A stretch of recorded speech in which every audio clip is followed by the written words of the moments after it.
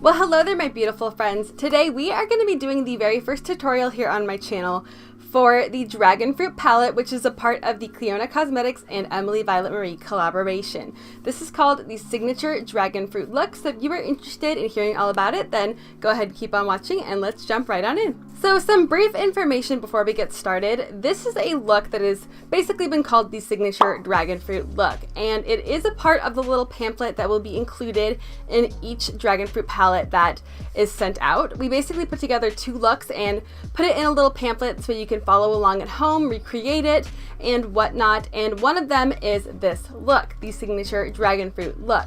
We wanted it to really kind of represent the little spikes on the outside of the dragon fruit and just the overall outside aesthetic of the dragon fruit. I will have all of the information on the screen for how much the palette is going to cost, but it will be launching on April 27th at 12 p.m. Pacific Standard Time, 3 p.m. Eastern Standard Time. So if you are interested in picking up this palette and recreating the dragon fruit look for yourself, all the information will be linked down below. But without further ado, let's go ahead and hop right on into the tutorial. So to get started with the Signature Dragon Fruit look tutorial, I am going to be picking up a little bit of Dragantini on my DF03 brush. This is like a flat kind of paddle shaped brush, and it picks up so much product and applies it really evenly. So I love this. It makes my job like significantly easier when applying shadow all over the lid. So I'm going to be picking up Dragantini and I'm going to be placing that in the inner third, kind of like right here. And I'm going to be popping this on the inner third, like I said, and I'm going to stop right about here, just like 1/3 the way into the eye. And I have a little bit of a shadow base down, not a whole lot. I tend to do a really thin layer of shadow base because I find that if I do a really thick layer and like really cake it up, it makes it really hard to kind of blend shadows on top of it. So I have a little bit of the P. Louise Rumor 00 shadow base down. It's not like my favorite shadow base, but it's kind of all that I have right now. So I just applied that, and of course we're putting Dragantini over top. We can wet this in just a moment just to intensify the color. I haven't done an actual tutorial where I'm talking while actually applying eyeshadow in a very long time, so I'm sorry if it's like a little all over the place, but I'm going to spritz down my brush just a touch, just to get a little bit more of that intense, like beautiful gold reflect that Dragantini has. I'm a little bit more into the actual center of the lid than I'd like to be, but that is okay. But you're going to be applying a color right over top of that in a moment, so that's okay if you go a little bit further than you intended to go originally. And let's do Dragantini on the other eye. Like, look how smooth Dragantini is. It has these gorgeous golden reflex, and it's like this beautiful kind of shimmery strawberry situation, but it blends out so smoothly on the eye, and that is all Clionadh's doing. Their formula is so smooth and beautiful. When you look at it in the pan, you might think, oh, it's got some sparkles, it might be a little bit chunky, but when you put it on the eyes, like even without wetting it, when you just use it straight on the eyes, it is so freaking smooth. I mean, look at that. It is like butter. And this color, oh my god, this color is beautiful. So the next shade we're picking up is Sweetened. I just wiped off my brush and I'm going to be using the same DF03 brush, which is that paddle shaped brush. And I'm just applying it right in the center of the lid. I'm not really blending up into the crease or anything. I'm just kind of like placing down the color and just lightly tapping, just so I can get a good blend between the two shades. Naturally, I like want to blend up into the crease. It's like muscle memory or something at this point, and I naturally just want to like start blending like crazy, but I have to stop myself a lot of the times because I'll find myself like blending everything out and blending it up to my brow. And this look is definitely more strategic in like the placement of where the shadow goes, so I have to really hold myself back from like blending everything up into my eyebrow area. So next up, I'm taking Prickly on my DF02 brush, which is like a more kind of dense, flat, kind of pecker brush, if you will. And I'm gonna basically be putting it on the outer third right here, but I'm gonna be like winging it up just ever so slightly and bringing it to a point. It's not gonna be a complete wing, but it's just gonna be pointed a little bit at the end. So I'm just going to start applying that to the outer third, just really kind of gently, and just doing little small circles just to build up that color. And then I'll take a smaller brush and do the little point. See, automatically I just want to like bring everything up into the crease and blow it out into my eyebrow. I don't know why, like trained myself to do that for some reason. So now I am taking the DF01 brush. It's a tapered blending brush that's really kind of small at the end, and I really like that for getting into little tight corners. And I'm just gonna like barely blend the edges just so that I get a little bit of a blended effect at the edge. And I'm gonna start to wing this up just a little bit. There's no product on this brush, it's completely clean. I'm just basically winging it up and just taking it ever so slightly into like the outer third crease area just to create a little bit of a shape. So to really define the little wing that I'm trying to create, I'm gonna be taking my DF05 brush with prickly on it. As you can see, this is a really tiny pencil brush, but it's still a blender brush. It's still fluffy on the top of it. So I'm basically going to be taking that and just kind of winging it out ever so slightly and just bringing the shape to a point. And I'm just kind of starting at the lower half of the outer third and just kind of bringing it upwards and like pointing it just ever so slightly. It's not supposed to have a lot of shape or be a super defined point. It's just like a little tiny point, just kind of the general area that the shadow ends in. Kind of up towards the brow, but not quite where the brow ends. There should definitely be a bit of space in between the tail of the brow and where the eyeshadow points to. So next I'm taking the DF04 brush, which is like a flat kind of paddle shaped brush. It's really small and really thin, and I'm going to use this to basically bridge the gap between prickly and sweetened. I'm going to use a little bit of Hylocereus, which is a beautiful like maroon colored duochrome shadow that's a little bit more sheer, and it has this beautiful copper shift in it. I'm going to wet the brush just a little bit, and I'm basically going to take it and just apply it in between where sweetened and prickly meet up. Actually, that's pretty intense.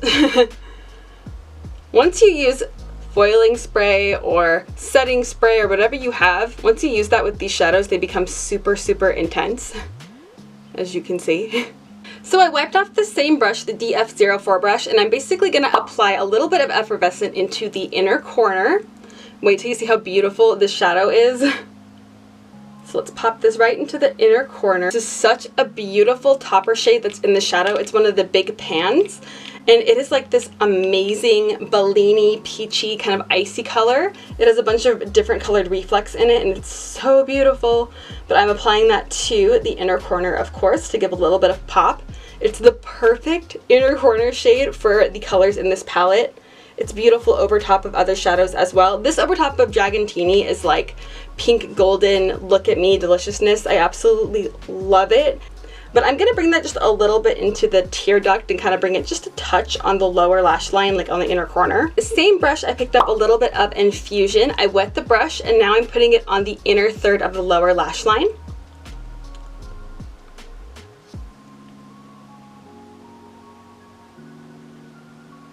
This is one of my favorite colors in the whole palette. It's this beautiful like golden purple, or I should say purple with the golden shift, and it is so stunning and multichromatic. There's a bunch of different shades in here. There's teal, there's pink. I'd say you mostly see the kind of golden pink purple thing happening, but then in certain lights you get a bit of the teal. It is absolutely gorgeous. I love it so much. So now I'm taking Sweetened. I'm just using one of the brushes I used earlier to originally apply Sweetened, which is the DF03 brush, and I'm putting this right in the center of the lower lash line and just kind of fanning it out a little bit.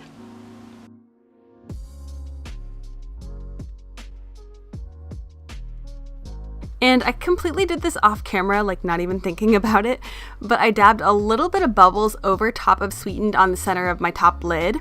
It's that beautiful glitter type iridescent multichrome that has platinum, peach gold, and lime and turquoise shifts in it. It's like this beautiful topper with all these beautiful iridescent glimmers in it. And I dabbed just the tiniest little bit over Sweetened with my finger. So to finish off this look, we're going to be taking Cactaceae, which is that beautiful chartreuse yellowy green shade in the palette, and we're going to be kind of replicating how the outside of the dragon fruit looks with the little spikes that are kind of green colored. We're going to be replicating that in this eye look. So we're going to be taking some Cactaceae. I'm just using the same brush that I was using before, the DF04, and I just wiped it off. I'm going to be making a little line from the tear duct kind of right here. And we're going to kind of just leave it really thin and bring it out to the center of the lid, but I'm not bringing it up into the crease or anything. I'm just basically drawing a really thin line.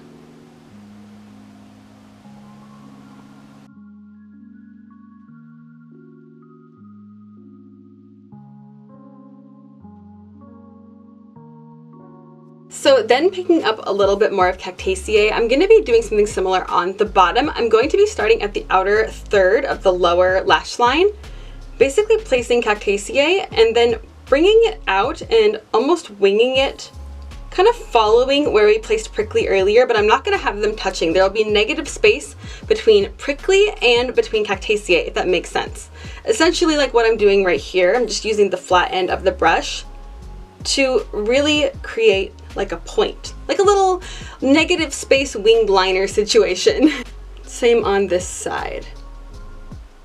I find that if I hesitate at all when doing like a negative space liner or any type of like kind of funkier, like more shapely type of eye look, I find myself making like a million mistakes. So you have to just basically go for it, at least in my opinion, in my experience. You just go for it, just wing it out and call it a day. And if you mess up a little bit, you can always use concealer underneath it to kind of carve things out a little bit. But I don't think I need to carve out the lower lash line. I think that looks nice and sharp. You can see the negative space between the two, and that's kind of the shape that I'm going for. So then we're just going to take a little bit of Dragonfly on the same brush. I'm not even wiping it off. I'm just putting Dragonfly over top of Cactaceae. And I'm basically just going to go over the green parts that we placed down just to brighten them a little. Dragonfly is more of a leaf green versus Cactaceae, which is definitely more of a chartreuse. They both have a hint of sheen, but they're not super overly shiny by any means. I think they are both really, really beautiful, and they complement the kind of peachy tones that we have going on in the inner corner.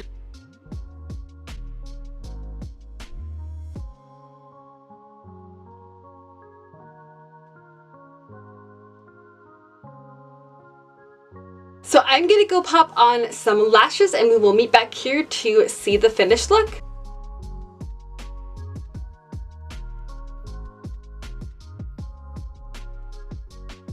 Okay guys, I am back. We have lashes on, I have a dragon fruit colored shirt on, and this is the finished look. Like I said, this will be included in a little pamphlet that's going to be with every single palette, and it basically shows step by step how to recreate this at home as well. But this is the signature dragon fruit look, and I really hope that you guys like it. I think it's really unique and interesting, and it shows off a lot of the kind of pairings you can do with the palette. I think that the greens and the purples in this palette pair perfectly together, and for some people that might be a little scary, like pairing those two bright colors together. But I think they go together really, really well, and it definitely matches the dragon fruit theme. I would absolutely love to see this look recreated, so if you do choose to recreate it, or just any look in general you do with the palette, go ahead and tag me on Instagram or wherever you decide to post it. But I hope this was helpful seeing the dragon fruit palette in action.